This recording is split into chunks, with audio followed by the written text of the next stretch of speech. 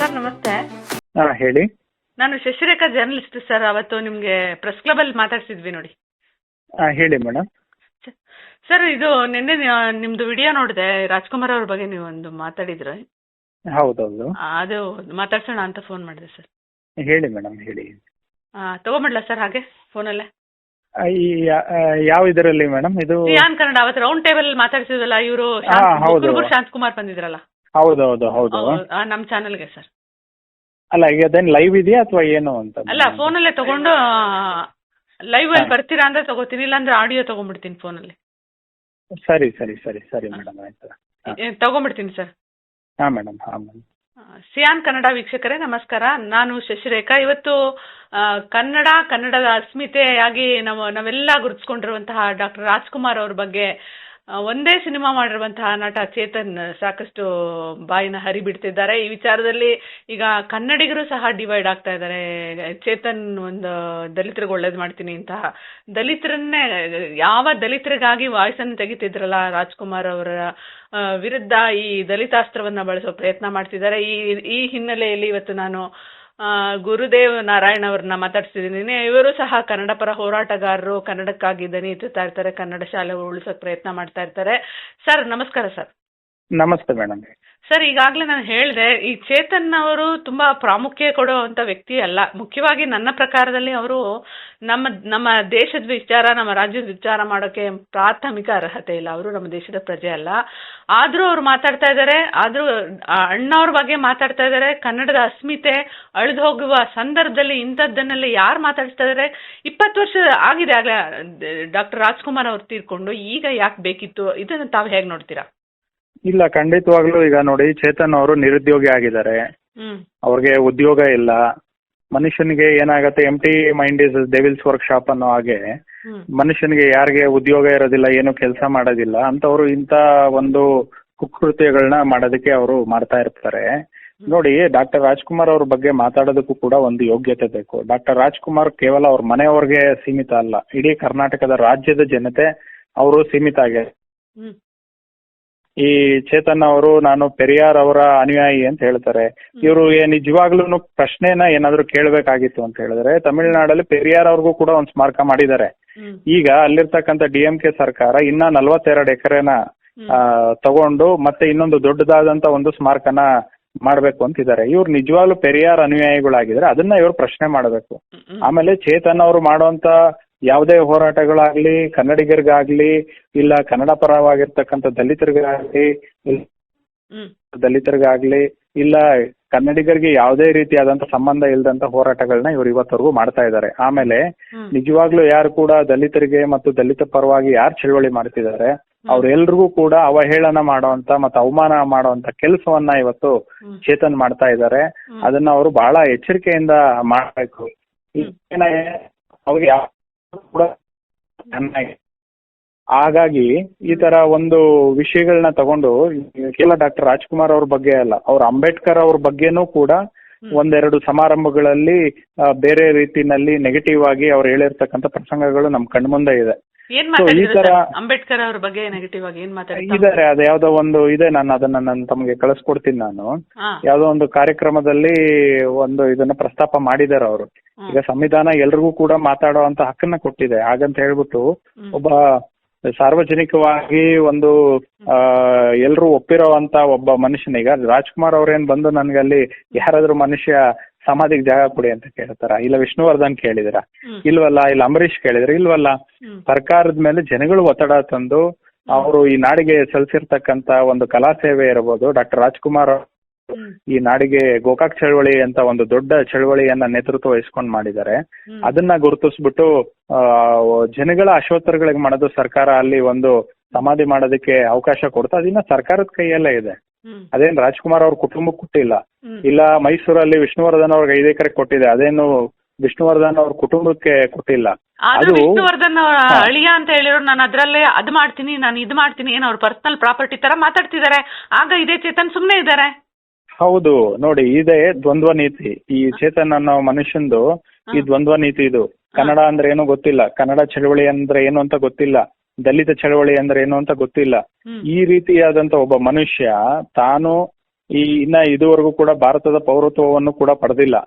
ಆ ಮನುಷ್ಯ ಇವತ್ತು ಈ ರೀತಿ ಈ ಒಂದು ನಾಡಿಗೆ ಕೊಡುಗೆ ಕೊಟ್ಟವ್ರ ಬಗ್ಗೆ ಈ ತರ ವಿವಾದಗಳನ್ನ ಸೃಷ್ಟಿ ಮಾಡ್ತಾನೆ ಅಂತ ಹೇಳಿದ್ರೆ ನಿಜವಾಗ್ಲೂ ಇವನ್ಗೆ ಅವರ ತಂದೆ ತಾಯಿಗಳು ಎಲ್ಲಾದ್ರೂ ಒಳ್ಳೆ ಡಾಕ್ಟರ್ಗಳ ಹತ್ರ ಅವನ ಒಂದು ಮಾನಸಿಕ ಸ್ಥಿತಿ ಏನಿದೆ ಅನ್ನೋದನ್ನ ಪರೀಕ್ಷೆ ಮಾಡಿಸ್ಬೇಕು ಅಂತ ನಾನು ಹೇಳಕ್ ಇಚ್ಛೆ ಪಡ್ತಾ ಇದ್ದೀನಿ. ಸರ್, ತಮ್ಮ ತಂದೆಯವರು ತಾವು ಹೋರಾಟಗಳಲ್ಲಿ ಇದ್ದೀರಾ ನಿರಂತರವಾಗಿ, ಕನ್ನಡದ ಹೋರಾಟದಲ್ಲಿ. ಇವತ್ತು ಕನ್ನಡದ ಜನ ಅಯ್ಯೋ ರಾಜ್ಕುಮಾರ್ ಅವ್ರ ವಿಚಾರಕ್ಕೆ ಯಾರ್ಯಾರೋ ಬರ್ತಾ ಇದ್ದಾರೆ ಅಂತ ಹೇಳಿ ಎಲ್ಲರೂ ಒಂದ್ ರೀತಿ ಬ್ಯುಸಿ ಆಗ್ಬಿಟ್ಟಿದ್ದಾರೆ ಇದು ಬರೆಯೋದಿರಲಿ. ಇವತ್ತು ಸರ್ಕಾರಕ್ಕೆ ಏನು ಅನಿಸ್ತಾ ಇಲ್ವಾ? ಸರ್ಕಾರ ಯಾಕೆ, ಸರ್ಕಾರದಲ್ಲಿ ಕನ್ನಡ ಸಂಸ್ಕೃತಿ ಇಲಾಖೆ ಇದೆ, ಸಿನಿಮಾ ಇಂಡಸ್ಟ್ರಿಯಲ್ಲಿ ಇವ್ರು ಜಯಮಾಲಾ ಅವ್ರು ಹೇಳ್ತಾ ಇದಾರೆ ಸರ್ಕಾರಕ್ಕೆ ಲೆಟರ್ ಬರಿತೀನಿ ಅಂತ, ವಾರ್ತಾ ಇಲಾಖೆ ಖುದ್ದು ಮುಖ್ಯಮಂತ್ರಿಗಳ ಕೈಯಲ್ಲಿದೆ. ಯಾಕೆ ಈ ಧೋರಣೆಯನ್ನ ಸರ್ಕಾರ ಅನುಸರಿಸ್ತಾ ಇದೆ? ಸರ್ಕಾರಕ್ಕೂ ಈಗ ರಾಜ್ಕುಮಾರ್ ಅಂದ್ರೆ ಅಷ್ಟೊಂದು ನಿರ್ಲಕ್ಷ್ಯ ಭಾವನೆ ಬಂದ್ಬಿಟ್ಟಿದೆಯಾ ಹಾಗಾದ್ರೆ? ಇಲ್ಲ, ಖಂಡಿತ ಸರ್ಕಾರ ನಿಜವಾಗ್ಲೂ ಅವರು ಜನಗಳ ಕೆಲಸ ಮಾಡ್ತಿದೆ ಅಂತ ಹೇಳಿ ನಾವು ಯೋಚನೆ ಮಾಡಬೇಕಾಗಿದೆ. ಯಾಕೆ ಅಂತ ಹೇಳಿದ್ರೆ ಇವತ್ತು ಸರ್ಕಾರ ಒಬ್ಬ ಡಾಕ್ಟರ್ ರಾಜ್ಕುಮಾರ್ ಅಂತ ಮೇರು ವ್ಯಕ್ತಿತ್ವ ಉಳ್ಳಾದಂತ ಒಬ್ಬ ವ್ಯಕ್ತಿ ಬಗ್ಗೆ ಯಾರೋ ಒಬ್ಬ ಸಾಮಾನ್ಯ ವ್ಯಕ್ತಿ ಈ ತರ ಮಾತಾಡಿದ್ರು ಕೂಡ ಅದ್ರ ಬಗ್ಗೆ ಏನೂ ಕೂಡ ಮುಖ್ಯಮಂತ್ರಿಗಳು ಕೂಡ ನಾನು ಡಾಕ್ಟರ್ ರಾಜ್ಕುಮಾರ್ ಅವರ ಅಭಿಮಾನಿ ಅಂತ ಹೇಳ್ಕೊಂಡಿದ್ದಾರೆ. ಬಹಳಷ್ಟು ಸಂದರ್ಭದಲ್ಲಿ ಈ ಹಿಂದೆ ಕಳೆದ 20 ವರ್ಷಗಳ ಹಿಂದೆ ಕನ್ನಡ ಚಲನಚಿತ್ರ ರಂಗ ಉಳಿಯೋದಕ್ಕೋಸ್ಕರ ಡಾಕ್ಟರ್ ರಾಜ್ಕುಮಾರ್ ಅವರ ನೇತೃತ್ವದಲ್ಲಿ ಕೆಂಪೇಗೌಡ ರಸ್ತೆಯಲ್ಲಿ ಬಹಳ ದೊಡ್ಡ ಹೋರಾಟ ನಡೆಯುತ್ತೆ.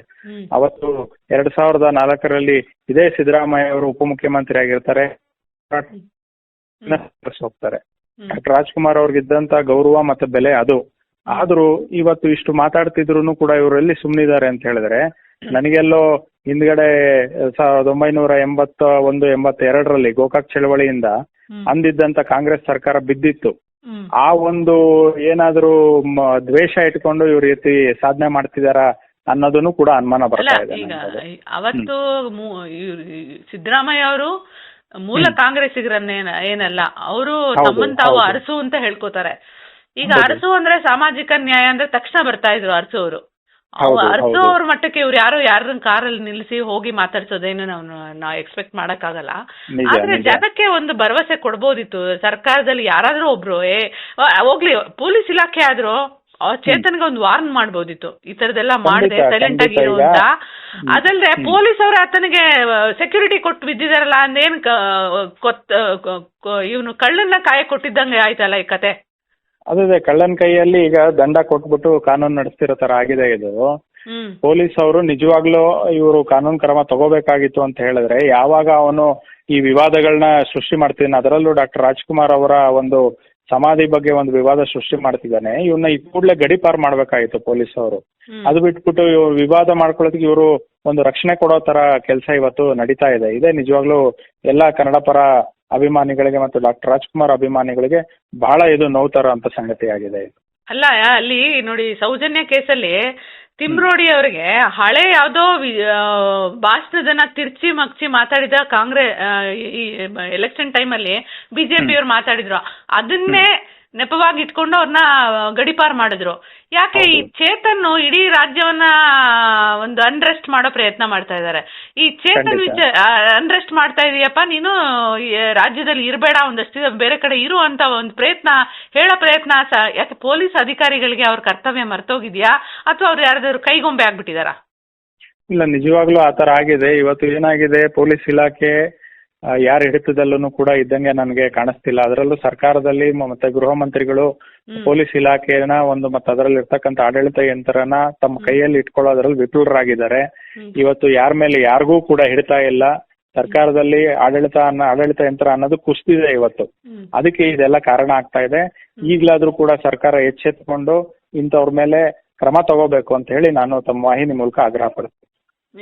ಈಗ ಚೇತನ್ ಅವ್ರಿಗೆ ಸರ್ಕಾರಕ್ಕಿಂತ ಈ ಖುದ್ದು ಫಿಲಂ ಇಂಡಸ್ಟ್ರಿ ಅವರೇ ಮಾತಾಡ್ತಿಲ್ಲ ಸರ್. ತಾವು ಇದನ್ನ ಅಚ್ಚರಿ ಅನ್ಸಲ್ವಾ ನಿಮ್ಗೆ? ಇಲ್ಲ, ಈಗಾಗಲೇ ಕೂಡ ಅವರು ಜಯಮಾಲಾ ಅವರು ತಮ್ಮ ಹೇಳಿಕೆಯನ್ನ ಕೊಟ್ಟಿದ್ದಾರೆ. ಅಲ್ಲ, ಅವರು ಒಂದು ಅಥಾರಿಟಿ ಇದ್ದಾರೆ, ವಾಣಿಜ್ಯ ಮಂಡಳಿ ಅಧ್ಯಕ್ಷೆ. ಅದು ಬಿಟ್ಟು ಅವ್ರ ಜೊತೆ ಕೆಲಸ ಮಾಡಿದಂತ ಕಲಾವಿದರು, ಸಣ್ಣ ಎಷ್ಟೊಂದು ರಾಜ್ಕುಮಾರ್ ಇದ್ದಾಗ ಅವರಿಂದ ಅವರು ಹಿಂದೆ ಒಳ್ಳೆ ಒಂದಿಮಾಗದ್ರ ತರ ಇದ್ದವರೆಲ್ಲ ಇವತ್ತೆಲ್ಲ ಏನು ಗೊತ್ತಿಲ್ಲ ಅನ್ನೋ ತರ ಆಡ್ತಾ ಇದ್ದಾರೆ.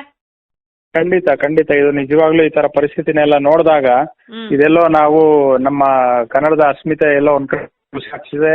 ಮತ್ತೆ ಯಾರು ಕೂಡ ಯಾವುದೇ ರೀತಿಯಾದಂತ ಜವಾಬ್ದಾರಿಗಳನ್ನ ಹೊರೋದಕ್ಕೆ ತಯಾರಿಲ್ಲ ಅನ್ನೋದು ನೇರವಾಗಿ ಕಾಣಿಸ್ತಾ ಇದೆ ಇಲ್ಲಿ. ಇನ್ನು ತಾವು ಕನ್ನಡ ಹೋರಾಟದಲ್ಲಿ ನಿರಂತರವಾಗಿದ್ದೀರಾ. ಕನ್ನಡ ಹೋರಾಟಗಾರರ ನಿಲುವು ಹೇಗಿರುತ್ತೆ ಮುಂದಿನ ದಿನಗಳಲ್ಲಿ? ತಾವು ತಮ್ಮ ವೈಯಕ್ತಿಕವಾಗಿ ಈ ವಿಚಾರವನ್ನು ಹೇಳಿ ಸರ್. ಇಲ್ಲ, ಈಗ ಚೇತನ್ ರವರು ಈಗ ಏನು ಅವಿದ್ಯಾವಂತರಾಗಿದ್ದಿದ್ರೆ ನಾವು ಇದನ್ನೆಲ್ಲ ಮಾತಾಡೋದು ನಿಜ ಇತ್ತು. ಈಗ ಅವರು ವಿದ್ಯಾವಂತರಾಗಿದ್ದವರು ಇಲ್ಲ, ಅವರೇ ತಿಳ್ಕೊಂಡು ಇದನ್ನ ನಿಲ್ಲಿಸಬೇಕು. ಇಲ್ಲ ಅಂತ ಹೇಳಿದ್ರೆ ಮುಂದಿನ ದಿನಗಳಲ್ಲಿ ನಮ್ಮ ಆಕ್ರೋಶ ಏನು ಅನ್ನೋದನ್ನ ಅವ್ರ ಮುಂದೆ ತೋರಿಸ್ಬೇಕಾಗುತ್ತೆ. ಮತ್ತೆ ನಮ್ಮ ದೇಶದಲ್ಲಿ ಈಗ ಒಂದು ವಿಚಾರ ನಡೀತಾ ಇರುತ್ತೆ ಯಾವಾಗ್ಲೂ. ಸರ್ಕಾರದಲ್ಲಿರೋರು ಏನೋ ಮಾಡಕ್ಕೆ ಇನ್ಯಾರನ್ನೋ ಎಬ್ಬಿಸ್ಬಿಟ್ಟು ಅವರೇನೋ ಒಂದು ಒಳಗುಟ್ಟುಗಳನ್ನ ನಡೆಸ್ತಾ ಇರ್ತಾರೆ. ಇದು ಇಲ್ಲೂ ಅಂತದನ್ನ ನಡೀತಿರ್ಬಹುದಾ ಅಂತ? ಅದು ಹೇಳೋದಕ್ಕಾಗೋದಿಲ್ಲ ಮೇಡಮ್. ಯಾಕೆ ಅಂತ ಹೇಳಿದ್ರೆ ನಾನಿನ್ನ ರಾಜಕೀಯದಲ್ಲಿ ಅಷ್ಟೊಂದು ಸಕ್ರಿಯನಾಗಿ ಇಲ್ಲದೆ ಇರೋದ ಕಾರಣ ನಾವು ಹೋರಾಟಗಳ ಗುಂಪಲ್ಲಿ ನಾನು ಸಕ್ರಿಯನಾಗಿರೋದ್ರಿಂದ ಹೋರಾಟದಲ್ಲಿ ಏನ್ ನಡೆಯುತ್ತೆ ಅನ್ನೋದು ಹೇಳ್ಬೋದು. ಬಟ್ ರಾಜಕೀಯದಲ್ಲಿ ಇವರು ಒಳತಂತ್ರಗಳು ಏನೇನ್ ನಡೆಯುತ್ತೆ ಅನ್ನೋದು ಯಾಕೆ ಬೇಕಿತ್ತಿದೆಲ್ಲ ಅಂತ ಪ್ರಶ್ನೆ ಎಲ್ಲಾರ್ದು. ಖಂಡಿತವಾಗ್ಲು ನಾನು ಅದೇ ಹೇಳದ್ನಲ್ಲ, ಎಂಟಿ ಮೈಂಡ್ ಈಸ್ ಡೆವಿಲ್ಸ್ ವರ್ಕ್ಶಾಪ್ ಅನ್ನಂಗೆ ಇವತ್ತು ಚೇತನ್ ಅವರು ಬಂದು ನಿರುದ್ಯೋಗಿ ಆಗಿದ್ದಾರೆ. ಆ ನಿರುದ್ಯೋಗಿ ಆಗಿರೋದ್ರಿಂದ ಅವ್ರಿಗೆ ಏನ್ ಮಾಡ್ಬೇಕು ಅಂತ ಗೊತ್ತಿಲ್ಲ. ಮತ್ತೆ ಪ್ರಚಾರಕ್ಕೆ ಮಾಡೋದಕ್ಕೋಸ್ಕರ ಒಬ್ಬ ದೊಡ್ಡ ಮನುಷ್ಯನ ತಂದು ಇವರು ಪ್ರಚಾರ ಪಡ್ಕೊಂತಿದ್ದಾರೆ ಅಂತ ನಾನು ಹೇಳಬಲ್ಲೆ. ಇವತ್ತು ಕನ್ನಡ ನಾಡಲ್ಲಿ ಇವರು ಮಾಡ್ತಿದಾರಲ್ಲ, ಇದನ್ನೇ ಹೋಗಿ ಪೆರಿಯಾರ್ ಅಂತಾರ. ತಮಿಳ್ನಾಡಲ್ಲಿ ಹೋಗಿ ಪೆರಿಯಾರ್ ಬಗ್ಗೆ ಮಾತಾಡಕ್ ಶಕ್ತಿ ಇದೆಯಾ? ನೀವು ಅವ್ರಿಗೆ ಕೇಳ್ತೀರಾ ಇದನ್ನ? ಸರ್, ಪೆರಿಯಾರ್ ಬಗ್ಗೆ ಆಗ್ಲಿ, ಅಂಬೇಡ್ಕರ್ ಬಗ್ಗೆ ಆಗ್ಲಿ ಹೋಗಿ ಮಹಾರಾಷ್ಟ್ರದಲ್ಲಿ ಮಾತಾಡ್ಲಿ ಇವರು. ಖಂಡಿತ, ನಾನು ಅದನ್ನೇ ಹೇಳ್ತಾ ಇದ್ದೀನಿ. ಈಗ ಇವರು ಕರ್ನಾಟಕದಲ್ಲಿ ಇಟ್ಕೊಂಡು ಕನ್ನಡ ಅಸ್ಮಿತೆ ಆಗ್ಲಿ ಇಲ್ಲ ಈ ನೆಲಮೂಲದ ಜನಗಳ ಯಾವುದೇ ಒಂದು ಹೋರಾಟಗಳನ್ನ ಮಾಡ್ತಾ ಇಲ್ಲ. ಇವರು ಅನುಸರಿಸದೇನೆ ಪೆರಿಯಾರ್ ಅವ್ರನ್ನ. ಸೊ ಪೆರಿಯಾರ್ನ ಅನುಸರಿಸೋರು ಇವ್ರು ಕೇಳಬೇಕಾಗಿರೋದು, ಪೆರಿಯಾರ್ ಅವ್ರಿಗೆ ಸ್ಮಾರಕ ಮಾಡೋದಕ್ಕೆ ಯಾಕೆ ತಮಿಳ್ನಾಡು ಸರ್ಕಾರ ಜಾಗ ಕೊಟ್ಟಿದೆ ಅಂತ ಕೇಳಬೇಕೇ ಹೊರತುನು ಇವರು ಕನ್ನಡ ಅಸ್ಮಿತೆಗಾಗ್ಲಿ ಇಲ್ಲ ಕನ್ನಡ ದಲಿತರ ಪರ ಇವರು ಯಾವತ್ತೂ ಕೂಡ ಹೋರಾಟ ಮಾಡಿಲ್ಲ. ಈ ನೆಲಮೂಲದ ಜನರ ಪರವಾಗೂ ಕೂಡ ಇವರು ಯಾವತ್ತೂ ಹೋರಾಟ ಮಾಡಿಲ್ಲ. ಸೊ ಇಲ್ಲಿ ಇವರು ಡಾಕ್ಟರ್ ರಾಜ್ಕುಮಾರ್ ಅವರ ಬಗ್ಗೆ ಮಾತಾಡಿರೋದೇ ಮೊದಲನೇ ಮಹಾಪರಾಧ ಅಂತ ನಾನು ಈ ಕ್ಷಣದಲ್ಲಿ ಹೇಳಕ್ ಇಚ್ಛೆ ಪಡ್ತೇನೆ. ಧನ್ಯವಾದಗಳು ಸರ್, ಇದುವರೆಗೂ ನಮ್ಮ ಜೊತೆ ವಿಶೇಷ ಮಾಹಿತಿಯನ್ನು ಹಂಚ್ಕೊಂಡಿದ್ದೀರಾ. ಧನ್ಯವಾದಗಳು ತಮಗೆ. ನಮಸ್ಕಾರ. ನಮಸ್ಕಾರ.